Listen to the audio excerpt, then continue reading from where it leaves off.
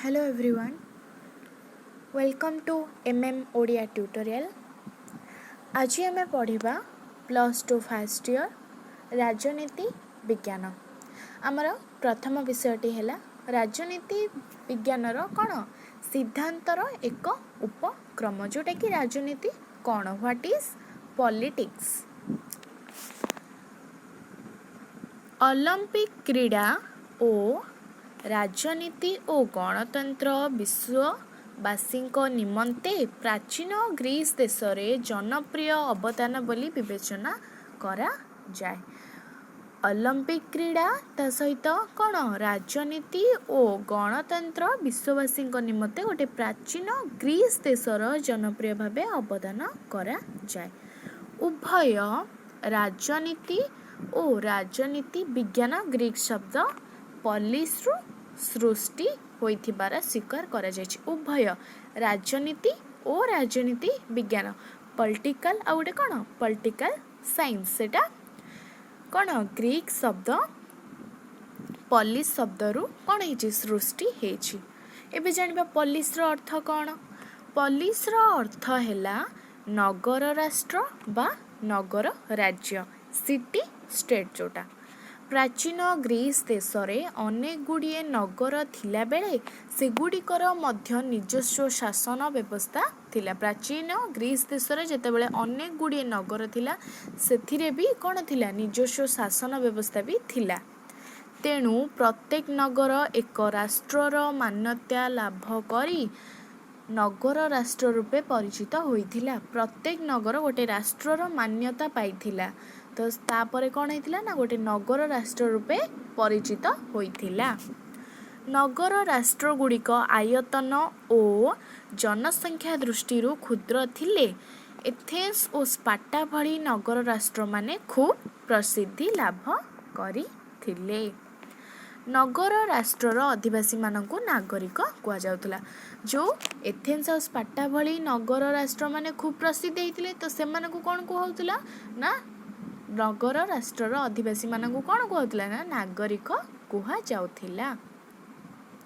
नागरिक माने प्रत्यक्ष भावे मिलित होई शासन संपर्कीय राज्यर नीति निर्धारण करुथिबा थिबारु सेमानक सेही कार्य को राजनीति आख्या दिया जाउछि। एठी कुहा गला राजनीति कौन बा राजनीति को कौन आख्या दिया जाउछि ना नागरिक भावे प्रत्यक्ष भावे डायरेक्ट प्रत्यक्ष भावे मिलित होई शासन संपर्कीय राज्यर नीति निर्धारण करुथिबारु सेमानकर सेही कार्य को राजनीति रे आख्या दिया जाइछि। देन राजनीति संपर्क रे साधारण रे एक भिन्न और नकारात्मक धारणा देखिबाकू मिले।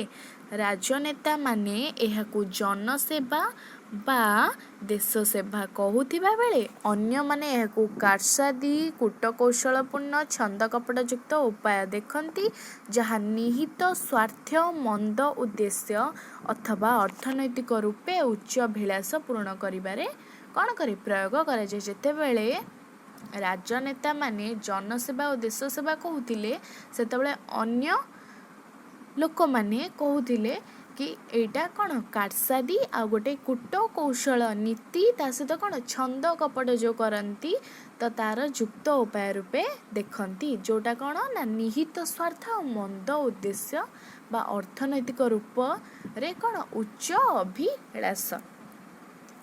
सदाचार रे राजनेता मानकर अभिसंधि मूलक कार्य को राजनीति कुआ जाए। अन्य आचरण रे आमे देखिले कौन कहबा ना राजनेता मानकर अभिसंधि मूलक कार्य को राजनीति कुहा जाए। जोथिरे रहिछि दल बदल करिबा विराट फंपा और मिथ्या प्रतिश्रुति देबा कोथिरे रहिछि ना ए जो कुहा जाउछि कि सदाचार राजनेता मानक अभिसंधि मूलक कार्य को राजनीति कुहा जाए। से राजनीति रे रहिछि कोन ना दल बदल करिबा एपट दल को सेपट दल जीवा ए दल रु से दल को जीवा एमती करिबा तापर विराट फंपा जो मिथ्या प्रतिश्रुति ता सहित भी देबा निर्दय भावे निजर व्यक्तिगत और गोष्ठीगत स्वार्थ साधना करिबा। निर्दय भावे कौन करिबा ना निजर व्यक्तिगत और गोष्ठीगत स्वार्थ साधना करिबा। କପଟାଚାରର ଆଶ୍ରୟ ନେବା ଏବଂ ସ୍ୱାର୍ଥ ଲାଭ ହାସଲ ନିମନ୍ତେ ଦୁର୍ନୀତି ଓ ଅପରାଧ କରିବାକୁ ପଛାଇ ନ ଯିବା ଇତ୍ୟାଦି। ନିଜର ସ୍ୱାର୍ଥ ଲାଭ କରିବା ପାଇଁ କ'ଣ ନା ଦୁର୍ନୀତି ଆଉ ଅପରାଧରୁ ପଛେଇ ଯିବା ନାହିଁ। କେବଳ ରାଜନେତା ନୁହେଁ, ସରକାରୀ କର୍ମଚାରୀ ତା ସହିତ କ'ଣ ନା ବ୍ୟବସାୟୀ ସମେତ ବିଭିନ୍ନ ପେଶାର ଲୋକ ଓ ସାଧାରଣ ନେତା ମଧ୍ୟ ରାଜନୀତି ଶବ୍ଦର ଏପରି ନକାରାତ୍ମକ କ'ଣ ଦ୍ୱାରା ବିଶେଷ ଭାବରେ ଆକ୍ରାନ୍ତ ଅଟନ୍ତି।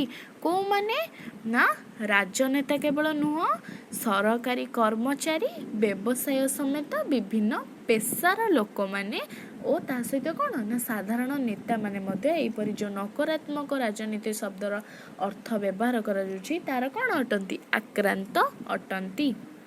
ପିତାଙ୍କ ସରକାରୀ ପଦବୀକୁ ଆଳ କରି ପୁତ୍ର ଫାଇଦା ହାସଲ କରିବା। ଧରକ ତମ ବାପା ଗୋଟେ ପୋଷ୍ଟରେ ଅଛନ୍ତି, ତ ସେଇ ବାପାଙ୍କ ଡେଥ୍ ପରେ ଆଇଦର ବାପାଙ୍କ ରିଟାୟାର୍ଡ଼ ପରେ ତମେ କ'ଣ କରିବ? ସେଇ ପୋଷ୍ଟରେ ଯାଇକି ତମେ ହାସଲ କରିବ ପୋଷ୍ଟଟାକୁ। ତ ସେଇଟାକୁ କୁହାଯାଉଛି କି ପିତାଙ୍କ ସରକାରୀ ପଦବୀକୁ ଆଳ କରି ପୁତ୍ର ଫାଇଦା ହାସଲ କରିବା। ଲାଞ୍ଚ ଦେଇ ସରକାରୀ ଅନୁଗ୍ରହ ଓ ପୁରସ୍କାର ଲାଭ କରିବା। ତା ସହିତ ଚାପ ସୃଷ୍ଟି କରି କ୍ରିକେଟ ଦଳରେ ଖେଳିବା ଅର୍ଥାତ୍ ସିନେମାରେ ଅଭିନୟ କରିବା। ଅପମିଶ୍ରଣ ଅଥବା ସଙ୍କଟଜନିତ କୃତ୍ରିମ ଦର ବୃଦ୍ଧି ଦ୍ୱାରା ଅତ୍ୟଧିକ ବ୍ୟବସାୟିକ କ'ଣ ଫାଇଦା ପାଇବା। ବିଚାରପତି ନିର୍ଦ୍ଦିଷ୍ଟ ରାଜନୈତିକ ଦଳ ବା ବିଚାରଧାରା ପ୍ରତି କୋହଳ ଭାବ ପ୍ରକାଶ କରିବା। ଶିକ୍ଷକ ନିଜର ସମ୍ପର୍କୀୟଙ୍କୁ ଅଧିକ ନମ୍ବର ପ୍ରଦାନ କରିବା। ତା ସହିତ କ'ଣ ନା ଡାକ୍ତର ରୋଗୀଙ୍କୁ ରୋଗ ଶଯ୍ୟାରେ ଅଧିକ କାଳ ରଖି ତାର କ'ଣ ସମ୍ପର୍କୀୟ ଠାରୁ ମିଥ୍ୟା ଆଶାରେ ଅର୍ଥ ଶୋଷଣ କରିବା। ତା ସହିତ ପ୍ରଲୋଭନ ଅଥବା ଚାପ ଯୋଗୁଁ ଯନ୍ତ୍ରୀ ତ୍ରୁଟିପୂର୍ଣ୍ଣ ନିର୍ମାଣକୁ ସଠିକ୍ ଦର୍ଶାଇବା। ଏହିପରି ଧାଡ଼ିରେ ନ ଆସିବି କ'ଣ କରିବା? ତା ସହିତ ଆଗ ଲୋକଙ୍କୁ ଅତିକ୍ରମ କରି ମନ୍ଦିରରେ ପୂଜା କରିବା ଆଦିକୁ ମଧ୍ୟ ଜନସାଧାରଣ ରାଜନୀତି ରୂପେ କ'ଣ କରନ୍ତି? ବିବେଚନା କରିବା ସହିତ ତାକୁ କ'ଣ ପ୍ରକୃତରେ ହୀନ, ନୀଚ, କୁଷ୍ଠିତ ବା କଦର୍ଯ୍ୟ ରାଜନୀତି ବୋଲି କହୁଛନ୍ତି, ଯେଉଁଟାକି ଡାର୍ଟି ପଲିଟିକ୍ସ ହେଲା। ମନେ ରଖିବ, ପରିସ୍ଥିତି ଏପରି ହୋଇଛି ଯେ ଖୋଦ୍ ରାଜନେତା ଓ ରାଜନୈତିକ ଦଳମାନେ ବି କେତେକ ବିଷୟରେ ରାଜନୀତି ଅଥବା ଅତ୍ୟଧିକ ରାଜନୀତି ହେଉଛି ବୋଲି ଅଭିଯୋଗ କରିବାକୁ ପଛଉନାହାନ୍ତି। ପରିସ୍ଥିତି ଏମିତି ଆସି ହେଇଗଲେଣି, ଖୋଦ୍ ମାନେ ନିଜେ ରାଜନେତା ଓ ରାଜନୈତିକ ଦଳମାନେ ବି କ'ଣ କରୁଛନ୍ତି? ରାଜନୀତି ଅଥବା ଅତ୍ୟଧିକ ରାଜନୀତି ଯେଉଁ ହେଉଛି ତା ପ୍ରତି ଅଭିଯୋଗ କରିବାକୁ ମାନେ ସେମାନେ ପଛଉନାହାନ୍ତି। କେଉଁମାନେ? ନା ରାଜନେତା ଓ ରାଜନୈତିକ ଦଳମାନେ। ତେଣୁ ସାଧାରଣରେ ରାଜନୀତିକୁ ଘୃଣା ଦୃଷ୍ଟିରେ ଦେଖାଯିବା ସଙ୍ଗେ ସଙ୍ଗେ ସେଥିରୁ ଦୂରେଇ ରହିବାକୁ ଅନେକ ମନ କରୁଛନ୍ତି। ସାଧାରଣ ଲୋକମାନେ କ'ଣ କରୁଛନ୍ତି? ନା ରାଜନୀତିକୁ ଘୃଣା କରିବା ସହିତ ସେମାନେ କ'ଣ କରୁଛନ୍ତି? ନା ରାଜନୀତି ଠାରୁ ଦୂରେଇକି ରହୁଛନ୍ତି। ସତରେ କ'ଣ ରାଜନୀତି ଏପରି ଏକ ବିଷୟ ଯାହାଠାରୁ ଆମେ ଦୂରେଇ ରହିବା ଉଚିତ ଅଥବା ତାକୁ ନିନ୍ଦା ବା ଘୃଣା କରିବା ବାଞ୍ଛନୀୟ? ସତରେ କ'ଣ ରାଜନୀତି ଏମିତି ଗୋଟେ ବିଷୟ କି ତାଠୁ ଆମେ ଦୂରେଇ ରହିବା, ତା ସହିତ ତାକୁ ନିନ୍ଦା ଓ ଘୃଣା କରିବା, ତାକୁ ମାନେ କ'ଣ ଏତେ ଖରାପ କରିଦେବା, ନୀଚ ବୋଲି କହିବା? ଏହା କ'ଣ ବାସ୍ତବରେ ଠିକ୍ ନୁହେଁ। ଏଇଟା ବାସ୍ତବରେ ଠିକ୍ ନୁହେଁ। ରାଜନୀତିକୁ ଏମିତି ଘୃଣା କରିବା ଅର୍ଥାତ୍ ତାଠୁ ଦୂରେଇ ରହିଲେ କେମିତି ଆମର ଚାଲିବ? କାରଣ ରାଜନୀତି ହେଉଛି ପ୍ରତ୍ୟେକ ସମାଜର ଏକ ଅବିଚ୍ଛେଦ୍ୟ ଅଙ୍ଗ, ଇଣ୍ଟରଗ୍ରାଲ ପାର୍ଟ। ଯେଉଁଟା ରାଜନୀତି ହେଉଛି କ'ଣ? ପ୍ରତ୍ୟେକ ସମାଜର ଗୋଟେ ଅଙ୍ଗ, ଅବିଚ୍ଛେଦ୍ୟ, ଯେଉଁଟାକୁ କାଟି ହେବ ନାହିଁ। ପ୍ରତ୍ୟେକ ସମାଜରେ କେତେକ ରାଜନୈତିକ ସଂଗଠନ ଥିବା ଓ ସମୂହ ନିଷ୍ପତ୍ତି ଥିବା ଗ୍ରହଣ ହେଉଥିବାର ଦେଖାଯାଏ। ପ୍ରତ୍ୟେକ କ'ଣ ସମାଜର କେତେକ ରାଜନୈତିକ ସଂଗଠନ ତା ସହିତ କ'ଣ ସମୂହର ନିଷ୍ପତ୍ତି ନେବାର ଦେଖାଯାଏ। ଆରିଷ୍ଟଟଲଙ୍କ ଭାବନାରେ ମଣିଷ କେବଳ ଏକ ସାମାଜିକ ପ୍ରାଣୀ ନୁହେଁ, ଏକ ରାଜନୈତିକ ପ୍ରାଣୀ ବି। ଆରିଷ୍ଟଟଲ କିଏ? ନା ରାଜନୀତିର ଜନକ, ଫାଦର ଅଫ୍ ପଲିଟିକାଲ ସାଇନ୍ସ। ଆରିଷ୍ଟଟଲଙ୍କ ଭାବନାରେ ସେ ତାଙ୍କ ମତରେ କହୁଛନ୍ତି କି ମଣିଷ କେବଳ ଏକ ସାମାଜିକ ପ୍ରାଣୀ ନୁହେଁ, ଏକ ରାଜନୈତିକ ପ୍ରାଣୀ ବି। ରାଜନୀତି ଆମକୁ ସର୍ପକୁଣ୍ଡଳୀ ଭଳି ଘେରି ରହିଛି ବୋଲି ମହାତ୍ମା ଗାନ୍ଧୀ କହିଥିଲେ। ମନେ ରଖିବ, ମହାତ୍ମା ଗାନ୍ଧୀ କ'ଣ କହିଥିଲେ? ରାଜନୀତି ଉପରେ କ'ଣ ମତ ଦେଇଥିଲେ? ନା ରାଜନୀତି ଆମକୁ ସର୍ପକୁଣ୍ଡଳୀ ଭଳି ଘେରି ରହିଛି। ପରିବାର, ଉପଜାତି, ଅର୍ଥନୈତିକ ତଥା ସଂଗଠନ ଭଳି ସାମାଜିକ ଅନୁଷ୍ଠାନ ଗୁଡ଼ିକ ଲୋକମାନଙ୍କ ଆବଶ୍ୟକତା ଓ ଅଭିଳାଷ ପୂରଣ ନିମନ୍ତେ ଉଦ୍ଭବ ହେଉଛି। କ'ଣ ପରିବାର, ଉପଜାତି, ଅର୍ଥନୈତିକ ସଂଗଠନରେ ବି କ'ଣ ରାଜନୀତିଟା କ'ଣ ହେଉଛି? ନା ନିଜର ଲୋକମାନଙ୍କର ଆବଶ୍ୟକତା ଓ ଅଭିଳାଷ, ତାଙ୍କ ଇଚ୍ଛା ପୂରଣ କରିବାରେ ସାହାଯ୍ୟ ବା ସୃଷ୍ଟି ହେଉଛି। ଏହି ଅନୁଷ୍ଠାନ ଗୁଡ଼ିକୁ କ'ଣ ଆମକୁ ଏକତ୍ର ବସବାସ କରିବା ଓ ପରସ୍ପର ଅନୁଗ୍ରହ ସ୍ୱୀକାର କରିବା ନିମନ୍ତେ ଉପାୟ ଦର୍ଶାନ୍ତି। ଏହି ଅନୁଷ୍ଠାନମାନଙ୍କ ମଧ୍ୟରୁ ସରକାର ମଧ୍ୟ ଗୁରୁତ୍ୱପୂର୍ଣ୍ଣ ଭୂମିକା ନିର୍ବାହ କରନ୍ତି। ଏହିସବୁ ଅନୁଷ୍ଠାନ ଭିତରେ ସରକାର ବି କ'ଣ ଗୁରୁତ୍ୱପୂର୍ଣ୍ଣ ଗୋଟେ କ'ଣ ଭୂମିକା ରୂପେ ନିର୍ବାହ କରନ୍ତି। ରାଜନୀତି କେବଳ ସରକାର ମଧ୍ୟରେ ସୀମିତ ନଥିଲେ ବି ସରକାର କିପରି ଗଠିତ ହୁଏ, କିପରି କାର୍ଯ୍ୟ କରେ ଓ ତାହାର କାର୍ଯ୍ୟ କିପରି ଲୋକଙ୍କ ଜୀବନକୁ ବିଭିନ୍ନ ଭାବରେ ସ୍ପର୍ଶ କରେ, ଏହା ରାଜନୀତିକୁ ବହୁଳ ଭାବେ ପ୍ରଭାବିତ କରେ। ରାଜନୀତି କେବଳ ସରକାରଙ୍କ ଭିତରେ ଲୁଚି ରହିବ, ସୀମିତ ରହିବ, ସେଟା ନୁହେଁ। ସେ କ'ଣ ସରକାର କେମିତି ଗଠନ କରିବ, ତା ସହିତ ତା'ର କାର୍ଯ୍ୟ କେମିତି କରିବ, କାର୍ଯ୍ୟଟା କେମିତି କେଉଁ ଟାଇପ୍ରେ ଗଲେ କେମିତି ହେଇପାରିବ, ଲୋକଙ୍କ ଜୀବନରେ କେମିତି ପ୍ରଭାବ କରିବ, ସ୍ପର୍ଶ କରିବ, ସେଥିରେ ବେଶୀ ଗୁରୁତ୍ୱ ଦିଏ। ସରକାରଙ୍କ ଶିକ୍ଷାନୀତି, ଅର୍ଥନୀତି, ବୈଦେଶିକ ନୀତି ଆଦି ବିଭିନ୍ନ ସିଦ୍ଧାନ୍ତ ଓ କାର୍ଯ୍ୟକ୍ରମ ଆମକୁ କ'ଣ ପ୍ରଭାବିତ କରେ। ସରକାରଙ୍କ ଶିକ୍ଷାନୀତି, ତା ସହିତ ଅର୍ଥନୈତିକ ନୀତି, ତା ସହିତ କ'ଣ ନା ବୈଦେଶିକ ନୀତି ଆଦି ବିଭିନ୍ନ ସିଦ୍ଧାନ୍ତ ଓ କାର୍ଯ୍ୟକ୍ରମ ଆମକୁ ପ୍ରଭାବିତ କରେ। ଆଳୁ, ପିଆଜ ଭଳି ସାଧାରଣ ମାତ୍ର ଦୈନନ୍ଦିନ ଖାଉଟି ଦ୍ରବ୍ୟର ଅଭାବ ଅଥବା ସେସବୁ ଅଧିକ ଦର ବୃଦ୍ଧି ଯୋଗୁଁ ଅତୀତରେ ଅନେକ ସରକାର ଭାଙ୍ଗି ଯାଉଛନ୍ତି। ଯେମିତି ଆଳୁ, ପିଆଜ ଭଳି ସାଧାରଣ ଦୈନନ୍ଦିନ ଖାଉଟିରେ ଯଦି ଅଭାବ ହେଉଛି ତ ଅନେକ ସରକାର କ'ଣ ସଂଗଠନଟା ଭାଙ୍ଗି ଯାଉଛି। ଦେନ୍ ସରକାର ହିଂସାକୁ ରୋକିବାରେ ବିଫଳ ହେଲେ ସ୍କୁଲ, କଲେଜ, ବଜାର ହାଟ, ଡାକ୍ତରଖାନା, ବସ୍, ଟ୍ରେନ୍ ଯାତ୍ରା ଆଦି ଗୁରୁତର କ୍ଷତିଗ୍ରସ୍ତ ହେବ, ଯାହା ଜନଜୀବନକୁ ପ୍ରଭାବିତ କରିବ। ଦୁର୍ନୀତି, କଳାବଜାରୀ ବୃଦ୍ଧି ପାଇଲେ ବି ଜନତା ପ୍ରଭାବିତ ହେବ, ଯାହା ସରକାରକୁ ଅସୁବିଧାରେ ପକାଇବ। ସରକାରଙ୍କ କର ବୃଦ୍ଧି ଅଥବା ଆଇନଗତ କଟକଣା ଦ୍ୱାରା ଲୋକେ ଅତିଷ୍ଠ ହୁଅନ୍ତି। ମୋଟ ଉପରେ ସରକାରଙ୍କ କାର୍ଯ୍ୟ ଲୋକମାନଙ୍କୁ କ'ଣ କରେ? ଗଭୀର ଭାବେ ପ୍ରଭାବିତ କରୁଥିବାରୁ ସେମାନଙ୍କର କ'ଣ ସେଥିରେ ଆଗ୍ରହ ଦେଖାନ୍ତି ନାହିଁ।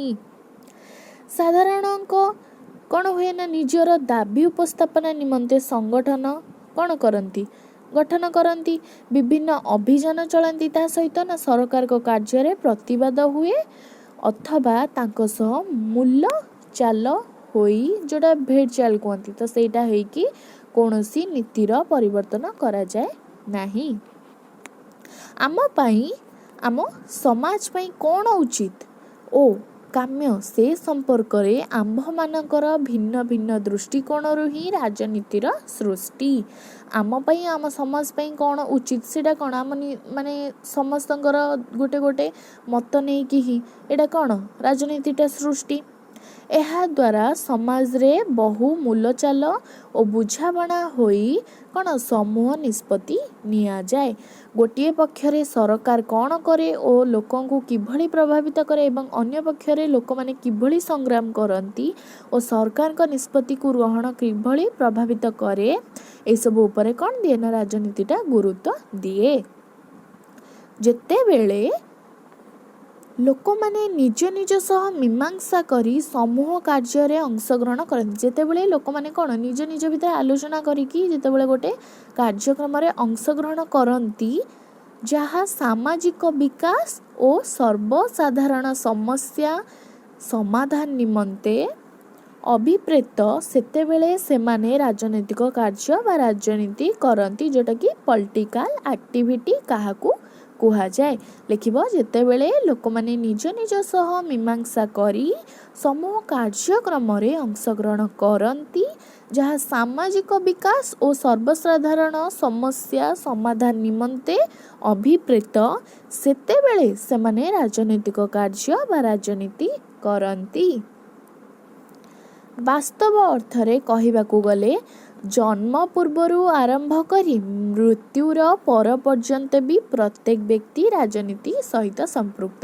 ବାସ୍ତବରେ ଆମେ କହିବାକୁ ଗଲେ କି ବ୍ୟକ୍ତିଟି ଜନ୍ମରୁ ଆରମ୍ଭ କରି ମୃତ୍ୟୁ ପର୍ଯ୍ୟନ୍ତ ବି ତାର କ'ଣ ସେ ରାଜନୀତି ସହିତ ଜଡ଼ିତ, କାରଣ ତାହା ଶ୍ୱାସକ୍ରିୟାରେ ବି ଓ ଚାଲିରେ ବି ଓ ରାଜନୀତି ରହିଛି, ଯାହା ସେ ଇଚ୍ଛାକୃତ ଭାବେ ମଧ୍ୟ ଦୂରେଇ ପାରିବ ନାହିଁ।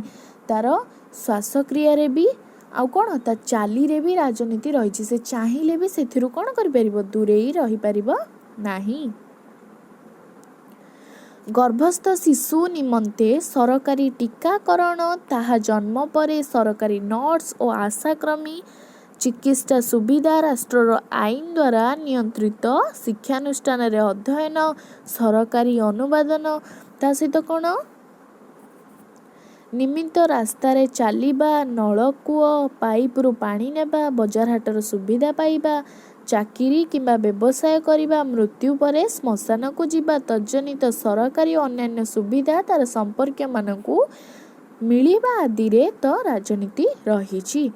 ଏହାକୁ କ'ଣ କେହି ଏଡ଼େଇ ଯାଇପାରିବ? ଏହିସବୁ ଯେଉଁ ସମାଜରେ ଯାହା ସବୁ ରହିଛି ଏ ଯେଉଁ ରାଜନୀତି, ଆକୁ କ'ଣ ଆମେ ଚାହିଁଲେ ଏଡ଼େଇ ଯାଇପାରିବା କି? ପାରିବାନି।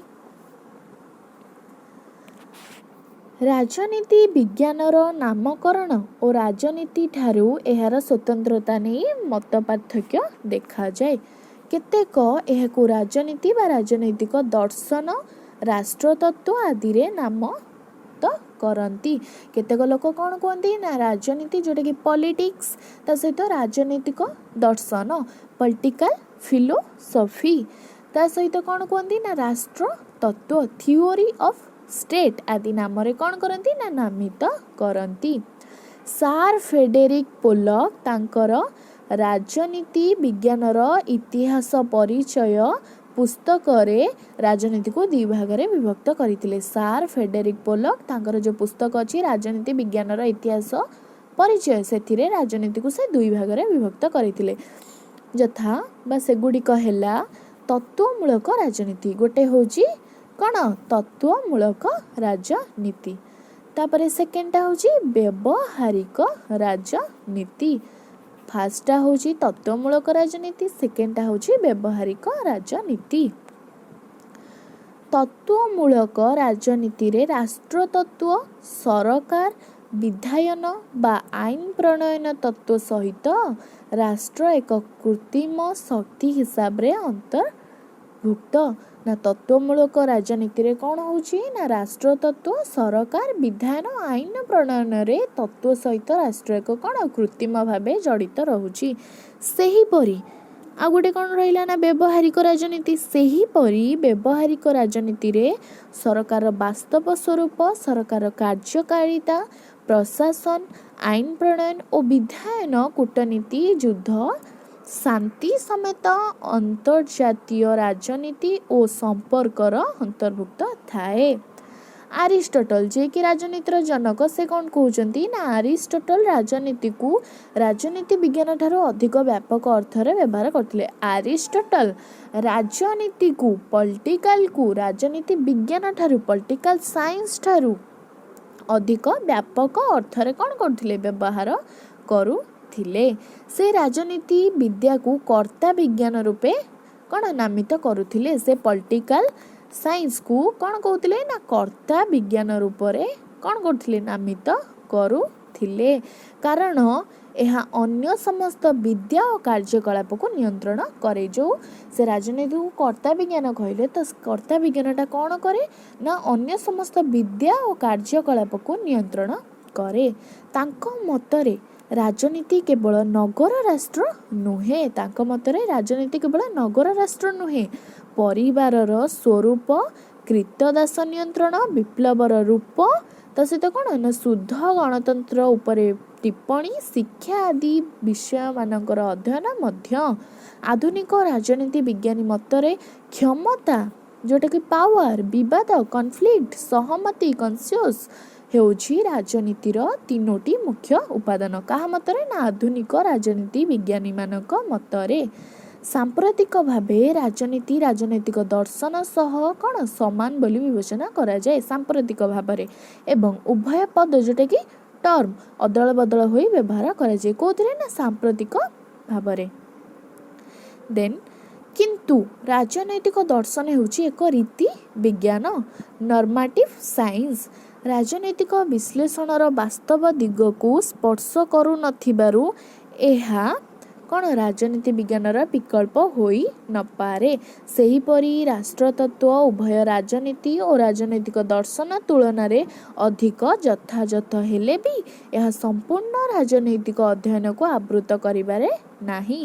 ରାଷ୍ଟ୍ରୀୟ ଇଚ୍ଛାର ପରିପ୍ରକାଶ ଓ ନିଷ୍ପାଦନ ବ୍ୟତୀତ ଏହା କ'ଣ ଅଧିକ କିଛି କରିପାରେ ନାହିଁ।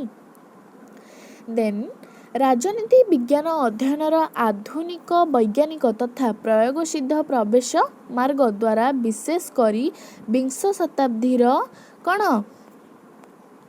ଦ୍ୱିତୀୟ ଭାଗରେ ଆରମ୍ଭ ହୋଇଥିବା ଆଚରଣବାଦୀ ଆନ୍ଦୋଳନ ଫଳରେ ଏହାକୁ କ'ଣ କୁହାଯାଏ ନା ପ୍ରାକୃତିକ ବିଜ୍ଞାନ ବୋଲି କୁହାଯାଏ। କେଉଁଟାକୁ ନା ରାଜନୀତି ଅଧ୍ୟୟନର ଆଧୁନିକ ବୈଜ୍ଞାନିକ ତଥା ପ୍ରୟୋଗସିଦ୍ଧ ପ୍ରବେଶ ମାର୍ଗକୁ ସହ ସମକକ୍ଷ କରାଇବାରେ ପ୍ରଚେଷ୍ଟା ହେବାରୁ ରାଜନୀତି ଓ ରାଜନୀତି ବିଜ୍ଞାନ ମଧ୍ୟରେ ବସ୍ତୁତଃ କୌଣସି ପାର୍ଥକ୍ୟ ରହିଲା ନାହିଁ। ରାଜନୀତି ବିଜ୍ଞାନଠାରୁ ପାରମ୍ପରିକ ଅଧ୍ୟୟନରୁ ମୁକ୍ତ କରି ଏକ ବାସ୍ତବବାଦୀ ଓ ଉପଯୋଗକ୍ଷମ କ'ଣ କରେ ନା ରାଜନୀତିରେ ପରିଣତ କରିବାରେ ଚେଷ୍ଟା କରାଗଲେ ତତ୍ତ୍ୱମୂଳକ ହେବା ପରିବର୍ତ୍ତେ ଏହା ଅଧିକ ବ୍ୟବହାରିକ ହୋଇପଡ଼ିଛି। ଯେଉଁଟାକି ଗୋଟେ ହେଉଛି ଆମର ତତ୍ତ୍ୱମୂଳକ ରାଜନୀତି, ଆଉ ଗୋଟେ କ'ଣ ବ୍ୟବହାରିକ ରାଜନୀତି। ଦେନ୍ ସମ୍ଭବତଃ ଏହି କାରଣରୁ କେତେକ ଭାରତୀୟ ବିଶ୍ୱବିଦ୍ୟାଳୟ ସମେତ ବିଶ୍ୱର ଅନେକ ବିଶ୍ୱବିଦ୍ୟାଳୟ ସେମାନଙ୍କ ରାଜନୀତି ବିଭାଗ ଯେଉଁଟାକି ଡିପାର୍ଟମେଣ୍ଟ ଅଫ୍ ପଲିଟିକାଲ ସାଇନ୍ସର ପରିବର୍ତ୍ତନ ନାମକରଣ କରିଛନ୍ତି, ଯେଉଁଟାକି ତାକୁ ରଖିଛନ୍ତି ରାଜନୀତି ବିଭାଗ, department of politics. Then politics ବା ରାଜନୀତି ଶବ୍ଦଟି ସର୍ବପ୍ରଥମେ ଗ୍ରୀକ୍ ଦାର୍ଶନିକ ଆରିଷ୍ଟଟଲ କ'ଣ କରିଥିଲେ ବ୍ୟାପକ ଅର୍ଥରେ ବ୍ୟବହାର କରିଥିଲେ। ତାଙ୍କ ପୁସ୍ତକ ପଲିଟିକ୍ସ ବ୍ୟାପକ ପଦ୍ଧତିଗତ ଏବଂ ବିଶ୍ଳେଷଣାତ୍ମକ ଆଲୋଚନା ପାଇଁ ବହୁଳ ପ୍ରସିଦ୍ଧି ଲାଭ କରିଛି। ଯେଉଁଟାକି ମୁଁ କହିଲି ଗ୍ରୀକ୍ ଦାର୍ଶନିକ ଆରିଷ୍ଟଟଲ ହେଉଛନ୍ତି ରାଜନୀତି ବିଜ୍ଞାନର ଜନକ, ଫାଦର ଅଫ୍ ପଲିଟିକାଲ ସାଇନ୍ସ। ଏହାର ବିଷୟବସ୍ତୁ କେବଳ ତତ୍ତ୍ୱ ଦୃଷ୍ଟିରୁ ନୁହେଁ ବାସ୍ତବତା ଦୃଷ୍ଟିରୁ ମଧ୍ୟ ଗୁରୁତ୍ୱ। ଏହା ରାଜନୀତି ବିଜ୍ଞାନ ଏବଂ ରାଜନୀତି ବିଜ୍ଞାନୀମାନଙ୍କ ନିମନ୍ତେ ଏକ ଆଲୋକ କ'ଣ ସ୍ତମ୍ଭ ସଦୃଶ।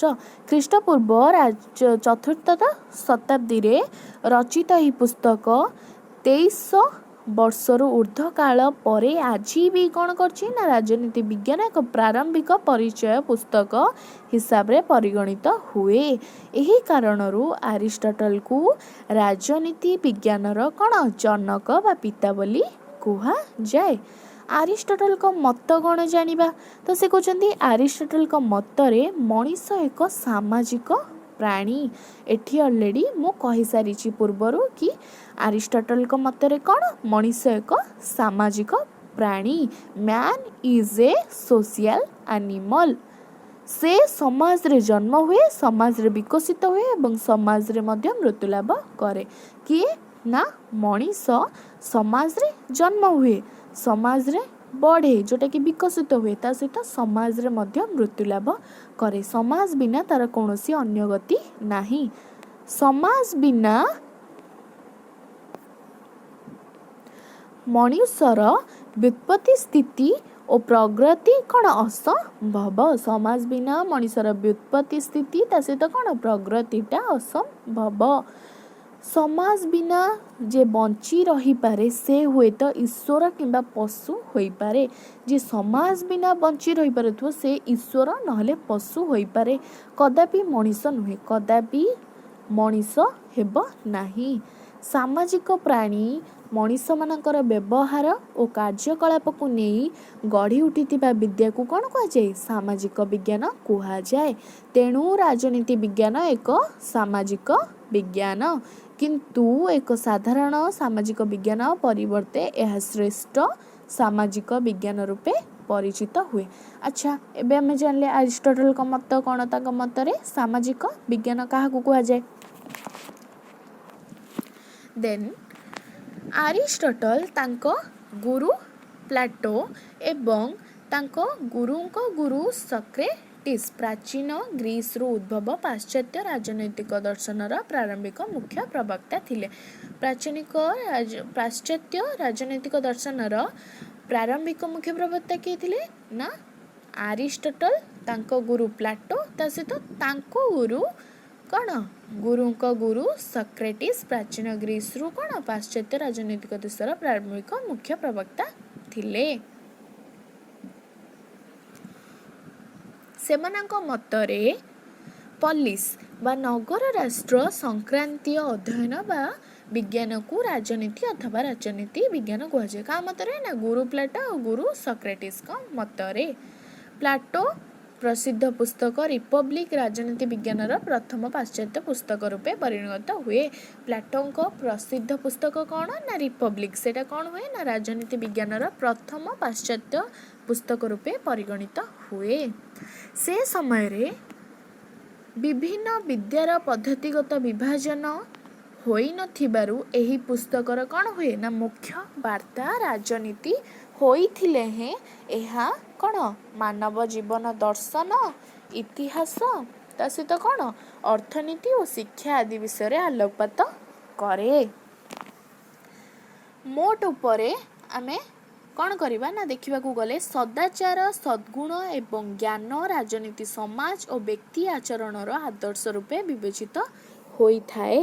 ଏହି ଦୃଷ୍ଟିରୁ ଗ୍ରୀକମାନଙ୍କ ଧାରଣାରେ ରାଜନୀତି ମୂଳତଃ ଦାର୍ଶନିକ, ଆଦର୍ଶବାଦୀ ଓ ମାନଦର୍ଶନମୂଳକ ଥିଲା। ପ୍ରାଚୀନ ରୋମର ଅଧିବାସୀମାନେ ପଲିସ୍ ପରିବର୍ତ୍ତେ ସିଭିଟାସ୍ ଶବ୍ଦ ବ୍ୟବହାର କରୁଥିଲେ। ମନେ ରଖିବ, ପ୍ରାଚୀନ ରୋମର ଅଧିବାସୀମାନେ ପଲିସ୍ ପରିବର୍ତ୍ତେ ଡ୍ୟାସ୍ ଶବ୍ଦ ବ୍ୟବହାର କରୁଥିଲେ? ନା ସିଭିଟାସ୍। ରୋମୀୟମାନେ ଏକ ବିଧିଶାସ୍ତ୍ରୀୟ ବା ବୈଧ ତର୍ଜମା କଲେ ସେମାନଙ୍କ ସାମ୍ରାଜ୍ୟ କେତେକ ସାଧାରଣ ତଥା ନିର୍ଦ୍ଦିଷ୍ଟ ନିୟମ ଦ୍ୱାରା ପରିଚାଳିତ ହୋଇଥାଏ। ମଧ୍ୟଯୁଗରେ ରାଜନୀତିକୁ ଧର୍ମଶାସ୍ତ୍ରର ଏକ ଶାଖା ରୂପେ ବିବେଚନା କରାଯାଉଥିଲା ଏବଂ 16ଶ ଶତାବ୍ଦୀରେ ଆଧୁନିକ ଉଦାରବାଦୀ ଚିନ୍ତାଧାରାର ଉଦ୍ରେକ ହେବା ପର୍ଯ୍ୟନ୍ତ ଏହି ସମ୍ପର୍କରେ ବଳବତ୍ତର ରହି ଆସିଥିଲା। 16ଶ ଶତାବ୍ଦୀରେ ଇଟାଲୀୟ ଦାର୍ଶନିକ ନିକୋଲ ମାକିଆଭେଲି ପ୍ରଥମ ଥର ପାଇଁ ରାଜନୀତିଠାରୁ ଧର୍ମଠାରୁ ପୃଥକ୍ କଲେ ଏବଂ ରାଜନୀତିକୁ ବାସ୍ତବବାଦୀ, ପରିଣାମବାଦୀ, ଧର୍ମନିରପେକ୍ଷ ଏବଂ ବୈଜ୍ଞାନିକ ଆଭିମୁଖ୍ୟ ପ୍ରଦାନ କଲେ। କିଏ? ନା ଇଟାଲୀୟ ଦାର୍ଶନିକ ନିକୋଲ କ'ଣ? ମାକିଆଭେଲି। ନିକୋଲେ ମାକିଆଭେଲି। କ୍ଷମତା ରାଜନୀତିର କେନ୍ଦ୍ରବିନ୍ଦୁ ହେଲା ଏବଂ ରାଷ୍ଟ୍ର ହୋଇ ଉଠିଲା ମୁଖ୍ୟ ରାଜନୈତିକ ସଂଗଠନ। ରାଜନୈତିକ ଚେତନାରେ ପୁରାତନ ପାରମ୍ପରିକ ଯୁଗର ଅବସାନ ଘଟି ନୂତନ ଯୁଗର ଆରମ୍ଭ ହେଲା। ଏହି କାରଣରୁ ମାକିଆଭେଲିଙ୍କୁ ରାଜନୀତି ବିଜ୍ଞାନରେ ନୂତନ ଯୁଗର ସ୍ରଷ୍ଟା ଓ ଏପରିକି ଆଧୁନିକ ରାଜନୈତିକ ବିଜ୍ଞାନର ଜନକ ବୋଲି କୁହାଗଲା। ଆଧୁନିକ ରାଜନୀତିର ଜନକ କାହାକୁ କୁହାଗଲା? ନା ମାକିଆଭେଲିଙ୍କୁ। ମନେ ରଖିବ, ଇଟାଲୀୟ ଦାର୍ଶନିକ ନିକୋଲୋ ମାକିଆଭେଲି।